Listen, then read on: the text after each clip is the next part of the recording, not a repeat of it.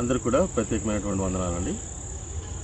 ఒక video play చేస్తాను. ఆ వీడియో చూసిన తర్వాత మనం ఆ వీడియోకి రెస్పాండ్ అవుదాం. తెలుగే ఆదికాండం 19వ అధ్యాయం 24వ వచనం జాగ్రత్తగా చూద్దాం. 24. అప్పుడు యెహోవా, అది అండర్లైన్ చేసి 1 అనే సంఖ్య రాయండి. ఆ వచనంలో ఎంతమంది యెహోవాను మీకు కనబడుతున్నారో ఏంచి నాకు మీరు చెప్పండి అడుగుతున్నాను. అప్పుడు యెహోవా సొదొమ మీదను గొమొర్రా మీదను, నెక్స్ట్ యెహోవా యొద్ద నుండి గంధకమును అగ్నిని ఆకాశం నుండి కురిపించి, అడుగుతున్నాను ప్రశ్న, ఎవరి యొద్ద నుండి గంధకమును అగ్నిని ఆకాశం నుండి కురిపించారు? ఎవరి యొద్ద నుండి అగ్నిని కురిపించింది? ఎవరి యొద్ద నుండి? ఆ వచనాన్ని బట్టి చెప్పండి. యెహోవా యొద్ద నుండి. మీకు అన్ని కరెక్ట్ అవ్వట్లా?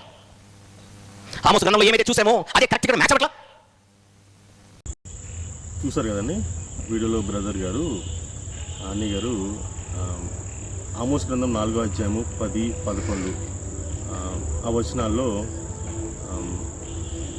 దేవుడు ఇద్దరు యెహోవాలు అక్కడ కనబడుతున్నారు అని చాలా గట్టిగా మాట్లాడుతున్నారు. చాలా సర్కాస్టిక్గా కూడా ఆయన మాట్లాడుతున్నారు. అది మీరు ఆ వీడియో బయటలో చూస్తున్నారు. అదేవిధంగా ఆదికాండం 19వ అధ్యాయం 24వ వచనంలో కూడా అక్కడ ఇద్దరు యెహోవాలు ఆయన కనబడుతున్నారని చాలా గట్టిగా మాట్లాడుతున్నారు. నేను అన్నయ్య గారికి చెప్తా ఉన్నాను, ఇద్దరు యెహోవాలు అని ఉంటే మీరు ఏ యెహోవాని క్రీస్తు అని, ఏ యెహోవాని తండ్రిగా పెడదాం అనుకుంటున్నారు?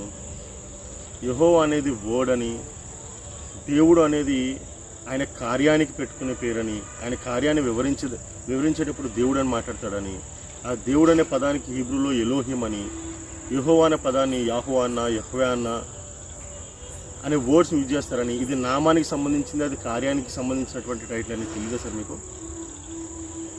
ఒక అబద్ధపు బోధని ఎంత ఈజీగా, ఎంత గట్టిగా మీరు ప్రజల్లోకి తీసుకెళ్తున్నారంటే, ఇద్దరు యెహోవాలు ఉన్నారా? ఇద్దరు యెహోవాలు.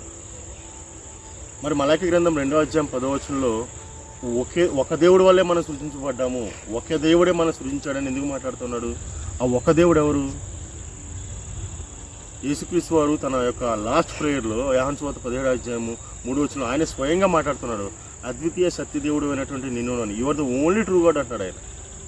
అంటే యేసుక్రీస్తు వారు చెప్పింది తప్ప, మలాకి చెప్పింది తప్ప, ఏదో ఆమోసు ఆదికాండంలో మీరు అనుకుంటున్న విధంగా వారు తప్పు మాట్లాడారా? 4000 సంవత్సరాలు లేదా 15 సంవత్సరాల అమెండ్మెంట్ ఓల్డ్ టెస్ట్మెంట్ ఏం చెప్తా ఉంది? వారు ఏకదేవత్వాన్ని నమ్మారా, లేదా మీరు చెప్తున్నట్టు ఇద్దరు యెహోవాని నమ్మారా? ఎందుకు సార్ మిస్లీడ్ చేస్తూ ఉన్నారు క్రైస్తవ సమాజాన్ని అంత పెద్ద వాయిస్ వేసుకొని? ఇన్ ఫ్యూచర్లో ఖచ్చితంగా దీనిపైన చాలా వీడియోలు, అంటే మీరు ఎంత న్యాక్గా క్రైస్తవ సమాజాన్ని మిస్లీడ్ చేస్తూ ఉన్నారని ఖచ్చితంగా మేము ఎండగట్టే ప్రయత్నం చేస్తాం సార్. విత్ లేఖనాల రెఫరెన్స్తోనే చేసే ప్రయత్నం చేస్తాము.